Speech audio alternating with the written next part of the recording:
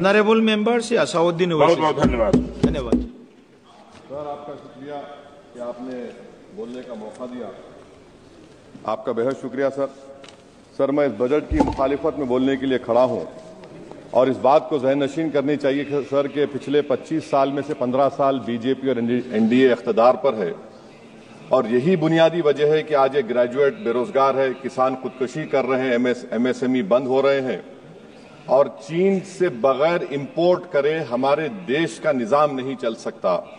ये सब जिम्मेदारी इस हुकूमत पर आयद होती है सर। वजीर आजम कहते हैं कि मुल्क विकसित भारत की राह पे है। मैं कहना चाहता हूं कि ये उस वक्त तक मुमकिन नहीं है जब तक इस मुल्क की 80 करोड़ आवाम फ्री राशन के बगैर जिंदा नहीं रह सकती।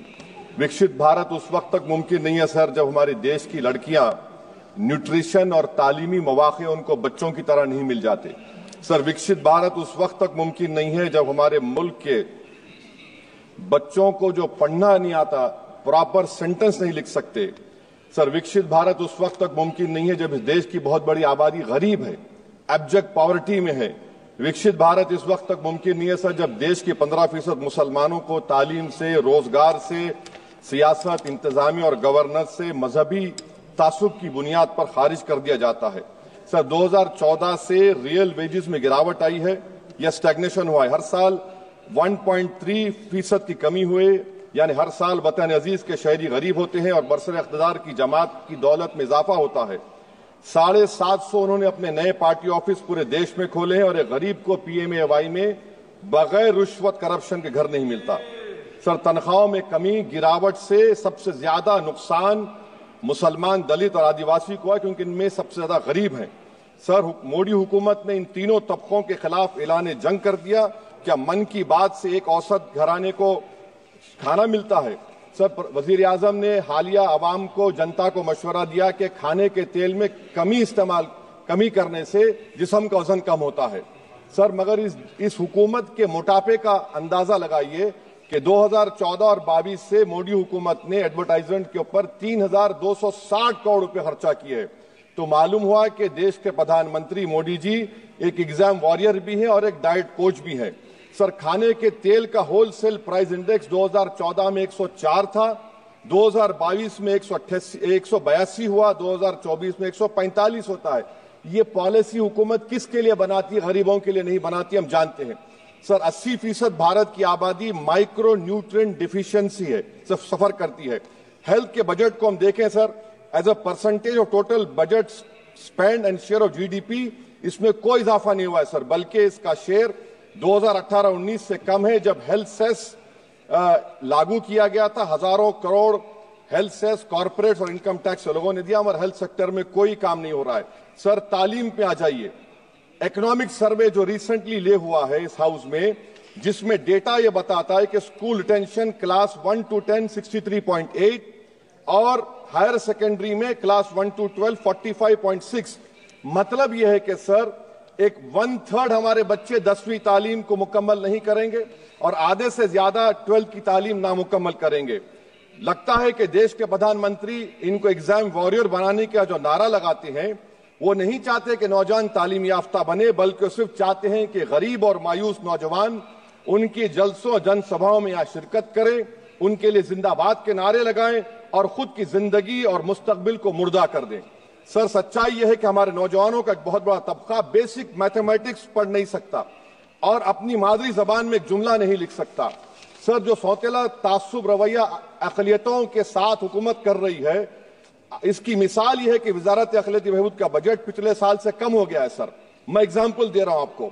जो pre matric, post matric, MANF, free coaching, interest subsidy education loan है, एलोकेशन फॉर एजुकेशन एम्पावरमेंट में जबरदस्त कमी आई है। सर, पिछले साल 1575 करोड़ था सर, इस साल 678 करोड़ कर दिया गया है। सर, सेंट्रल सेक्टर की जो स्कीम्स है, जिसमें education, empowerment, skill development, PM विकास है, 2024 में 2120 करोड़ में से सिर्फ 770 खर्चा किए गए। सर, 2025-26 में उसको 1237 करोड़ कर दिया गया।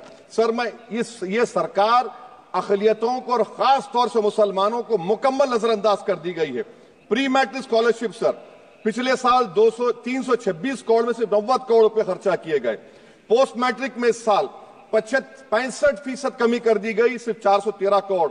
मेरिट कम मीन सर 33 करोड़ से 7 करोड़ कर दिया गया है। कौमी वक्फ बोर्ड तरक्याती स्कीम, शहरी विकास संपत्ति सर 2023-24 में 17 करोड़ में 8 करोड़ दिए गए, 1 करोड़ खर्चा हुआ। 2024 में 16 करोड़ सिर्फ 3 करोड़ रुपए दिए गए। इस साल 13 करोड़ रुपए दिए गए हैं। तो इससे अंदाजा होता है कि हुकूमत वक्फ की जायदादों को आमदनी का जरिया नहीं बनाना चाहती, उसको बर्बाद और खत्म करना चाहती है। सर स्किल डेवलपमेंट में हमारी दोहर उस्ताद नई मंजिल बिल्कुल खत्म करके रख दिया।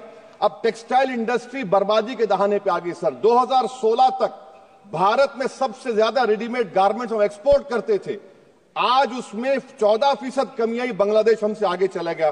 सर मैं एक मिसाल दे रहा हूं, मालेगांव में पावरलूम इंडस्ट्री में जो रोजगार देते हैं, ना उस पावरलूम इंडस्ट्री के लिए ना उसमें लेबरर के लिए कुछ इस बजट में रखा गया है।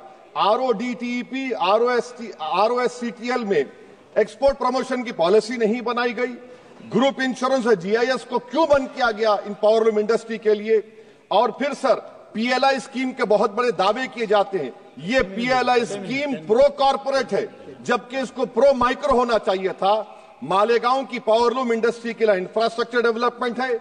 ये तासुब और सौतेला सुलूक मालेगांव पावरलूम और इंडस्ट्री से कब तक चलेगा? सर डेडलाइन, मोदी जी ये गवर्नमेंट डेडलाइन देती है। मेक इन इंडिया का वादा था सर 100 मिलियन जॉब्स, 12 से 14% ग्रोथ। हकीकत क्या है सर? सिर्फ 6% ग्रोथ है। मैन्युफैक्चरिंग एम्प्लॉयमेंट में सर 12.6 2011-12 में था, वो गिरकर 11.4 हो गया 2022-23 में। सर इकोनॉमिक यूरोपियन यूनियन की policy on carbon border adjustment mechanism EU deforestation regulation ये कहता है इसके ऊपर भारत का बहुत बुरा असर पड़ने वाला है। इकोनॉमिक सर्वे ये कहता है कि 9.5 बिलियन एक्सपोर्ट्स में कमी आएगी। क्या पॉलिसी है सरकार की?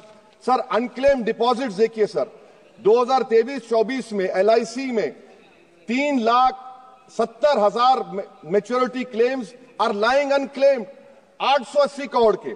EPFO 2023-24 में 8,500 crore is lying unclaimed in 21 lakh inoperative accounts. Is this being done deliberately to shore up the government supply? Why is the middle class being made bali ka bakra, sir? In February 2023, sir, 35,000 crore is lying vacant or unclaimed in public sector banks. Why don't you use it? And sir, the travesty of justice is in PM Poshan, sir, a cook or helper gets only 1,000 rupees for 10 months. Why can't the government increase? Sir, agriculture department का जो budget है 4,000 करोड़ कमी कर दी गई। मैं आदादो शुमार और एक स्टडी की बुनियाद पर कह रहा हूं कि किसानों की अगर आमदनी 100 रुपये है तो ये हुकूमत 12 रुपये लेती है। जुल्म नहीं तो क्या है? Sir India steel industry export किया 13 बिलियन और उसमें से 1.2 बिलियन हमने एक्सपोर्ट किया था स्टील एल्यूमिनियम US को। अगर ट्रंप 25% टैरिफ लगाएगा ये सिग्निफिकेंट बर्डन होगा इंडिया के स्टील एक्सपोर्टर्स पर और इसीलिए इंडिया मेटल इंडेक्स गिरा है 3%। सर क्या पॉलिसी है सरकार की? सर कंक्लूजन में अब आप देखें the revenue through income tax is set to increase by 4 lakh crore for BE24 while the corporate tax is only set to increase by 60,000 crore despite corporate profitability an all-time high while wage growth remains subdued. The share of income tax in total revenue has risen to 22.7% in financial year 19 to 33% in 25 while the share of both GST and corporate tax has declined. This means that it is still the individual taxpayers paying income tax that is funding the government while corporation get an easy ride, sir. In conclusion, sir, the state I come from, Telangana से मैं आता हूं, तेलंगाना की आवाम ने 8 MP BJP को दिए। एक project आप नेशनल प्रोजेक्ट नहीं कर सकते, पालमारू इरिगेशन प्रोजेक्ट को नेशनल प्रोजेक्ट नहीं बनाते, गोदावरी के पानी को लाने का प्रोजेक्ट आप नहीं देते, मेट्रो को नहीं देते, एक स्टील बायारा, मेरे 8 MP आपके जीत के गए। ये लगता है कि बेचारे वो कितने कमजोर हैं कि जिस रियासत से जीत कर गए वहां पर कुछ नहीं कर सक रहे सर। तो इसीलिए मैं इस बजट की मुखालिफत में खड़ा हूं। इससे कोई रोजगार में फायदा नहीं होगा, विकसित भारत नहीं बनेगा। आप लाख बोल लीजिए, हम 12 लाख का बाजा बजाइए, मगर बाजू GST का एक चौकीदार खड़ा हुआ है चोरी करने के लिए। बहुत बहुत शुक्रिया सर।